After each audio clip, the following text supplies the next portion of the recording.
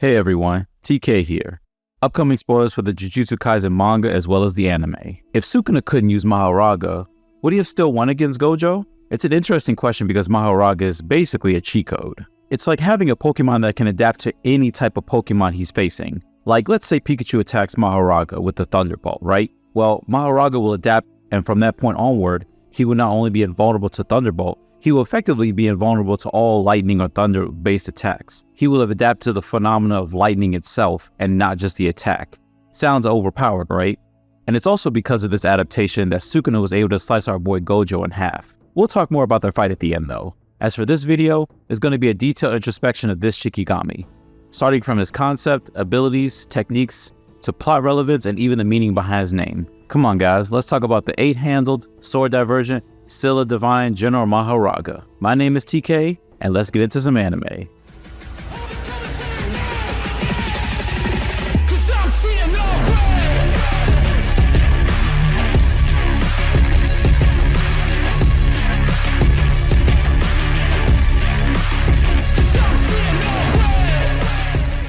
Though before we begin, let's answer a simple question. What exactly is a Shikigami? If we go by the general definition of this term, Shikigami is basically what you call a ghost or spirit in Japanese folklore.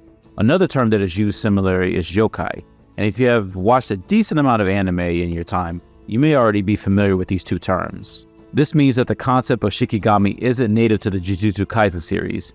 Now Mahoraga is a Shikigami, and for what it's worth, he is the strongest Shikigami in the Jujutsu Kaisen verse. This is actually a big deal because Shikigami are quite common in this verse. Even good old Junpei could summon that goofy jellyfish Shikigami. And yet, this is also the reason why Megumi's 10 Shadows technique is considered to be on the same level as Gojo's Limitless and 6 Eyes. Even though it's like comparing an Uchiha to a Pokemon Master, Gojo and Megumi are comparable in terms of potential overall. Heck, didn't the previous head of the Gojo family and that of the Zenin family kill each other in the past? Though much like how no one was able to use Limitless and 6 Eyes as well as Gojo, it's also true that no one from the Zenin clan has ever successfully tamed Mahoraga. For what it's worth, Sukuna is the first person to actually be able to tame Mahoraga. Until he did that, the wielders of the 10 Shadows technique could only pull out Mahoraga under the pretense of trying to exercise it. But then again, it's not a proper summoning because that user cannot command him. But as we saw Megumi do it, it can still be considered a remarkable ace in the hole because if you summon Mahoraga and make your opponent participate in the ritual, you can basically take down your opponent with you. This is also what must have happened when a Gojo family head and a Zenin clan head of the past killed each other. It must have been the ritual because from what we know, they both died. The name Mahoraga comes from Buddhism, and it is based on a race of deities. And what's interesting about these deities is that they have the head of a snake and the body of a man. The 8 in the name could be a reference to the 8 legions of divine races as it goes in the mythology. But it is kind of confusing because the Japanese fandom refers to Mahoraga as Makora. Well, guess what? Makora is based on the divine generals in East Asian Buddhism. Many fans have speculated that it was always intended to be Makora, and the term Mahoraga is actually just a language error. So take that as you want. In the context of Jujutsu Kaisen, Mahoraga is a Shikigami which uses the sword of extermination and has the power to adapt to any phenomenon. Okay, so if he can adapt to any phenomenon, does that make him invincible? No, because we've seen both Sukuna and Gojo win against Mahoraga. During the Shibuya incident when Megumi decided to be dumb and use Mahoraga on a fodder like Haruta, he got lucky because Sukuna just happened to be around. He pulled up and saved Megumi who had already written off his death certificate. Seriously, we saw how just a single strike from Mahoraga was strong enough to put our dramatic boy in a state of suspended death. If Sukuna hadn't shown up and healed him, Megumi was dead. He also saved Haruto out of reflex, and he was glad that he did because otherwise the ritual would have ended and Megumi would have died anyway. Now, when Mahoraga attacks Sukuna, his attacks don't work, and Sukuna is easily able to dismantle him. However, when the wheel on his head turns, Mahoraga is able to actually hurt Sukuna.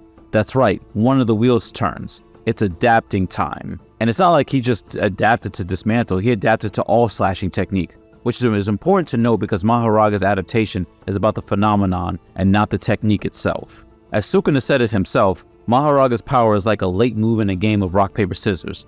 That's right, once you show your move, it's too late, which is why the only way to defeat it is to do it in a single move. First, Sukuna tests this theory with his domain expansion where he uses cleave instead of dismantle. Now note that there is a difference between cleave and dismantle. While dismantle is just ordinary slashes, cleave is more about adjusting to the opponent's toughness and then attacking them in one fell swoop. Well, because Mahoraga adapted to slashing attacks in general, Malevolent Shrine's relentless attacks isn't enough to take him down.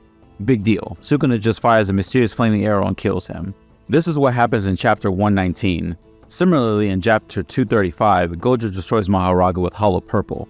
Alright, so now we understand Mahoraga's adaptation, but what about the sword of extermination that he carries? What is it good for? For starters, it's a cursed tool enveloped in positive energy. This is what makes it so effective against cursed spears, because cursed spears are negative energy. We also see Mahoraga use the sword against Sukuna, the king of curses, but because Sukuna was in a human vessel, he survives the deadly positive energy. But even so, he dodges before the second strike because the blade itself is still pretty strong. Sukuna also admitted that if he was a cursed spirit at the time, he would have died on impact. And of course, as Mahoraga adapted to his slashes, the blade also became able to deflect them. And yes, unlike the first time when the blade slashed Sukuna with positive energy, it changed into cursed energy after adaptation. Pretty sneaky if you'd ask me. And what makes him so dangerous is unless you're someone like Sukuna or Gojo, you are going to die before you can figure it all out. Keep in mind that Sukuna used Mahoraga to defeat Yorozu, who is definitely a top tier fighter. Although it is argued if people like Yuta, Yuki, and Kenjaku can actually win against Mahoraga. Now let's take a look at how Sukuna used Mahoraga against Yorozu. We're talking about chapter 219 where Yorozu conjures up a perfect sphere and confines Sukuna in her domain expansion where she can destroy him with her sphere. Obviously Sukuna can counter her using his domain, but he doesn't. Yorozu is flabbergasted. Like how in the hell he's gonna counter her perfect sphere? The thing about a perfect sphere is that it generates infinite pressure due to it having no contact points. But as it turns out, Sukuna had Mahoraga on autopilot. He was adapted to Yorozu's innate technique, and so in this situation where you'd expect someone to use a domain expansion, he brings out Mahoraga instead. Since Mahoraga had already adapted, he immediately destroys Yorozu's perfect sphere. That's about what it took to destroy a sorcerer Yorozu's caliber. Finally, we have Sukuna's fight with Gojo. When Gojo and Sukuna both use their domain expansions in chapter 229, Sukuna is a centisecond slower, and yet that was enough time for Gojo's unlimited void to hit Sukuna. Although conveniently, Sukuna summons Mahoraga there and then, right inside Gojo's domain. Of course, Gojo already knows what's up, so he tries to destroy him with one attack before he can adapt to unlimited void, but as it turns out, Mahoraga has already adapted. The domain expansion ends, and they are out. But how? It's still a bit vague, but I guess you could say that Sukuna used Megumi's soul to experience unlimited void's relentless onslaught. And just like that, he used Megumi's soul to have Mahoraga adapt to unlimited void. Be that as it may, the fight continues. However, Mahoraga has not adapted to infinity yet. He has only adapted to the unlimited void. These are in fact two different phenomena, and unlike Sukuna's fight with Yorozu, or what he did inside unlimited void, he can no longer have Megumi bear the burden of the adaptation. It has to happen normally. Gojo deduces that it's going to take about 3 more spins before he adapts to infinity. Whatever. Gojo declares that he will kill Sukuna before the adaptation is complete. He starts attacking him with blue and then even sneaks in a red that catches Sukuna off guard. This is where he lands a solid black flash and kinda knocks Sukuna out. However, Mahoraga's wheel manages to complete the final spin, and with that, Mahoraga surfaces yet again. Here, Sukuna is unconscious while there is Mahoraga who is pitching in for him. Yes, Gojo fights Mahoraga. And when Sukuna wakes up again, he is able to use other Shikigami as well because adaptation is already complete. Well, he merges new, Great Serpent, Tiger Funeral, and Round Deer to create a humanoid Shikigami called Merged Beast Agito. Gojo realizes that he will have to one-shot both Mahoraga and Agito.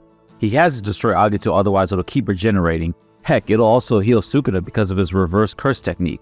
And he has destroyed Mahoraga because of course he does.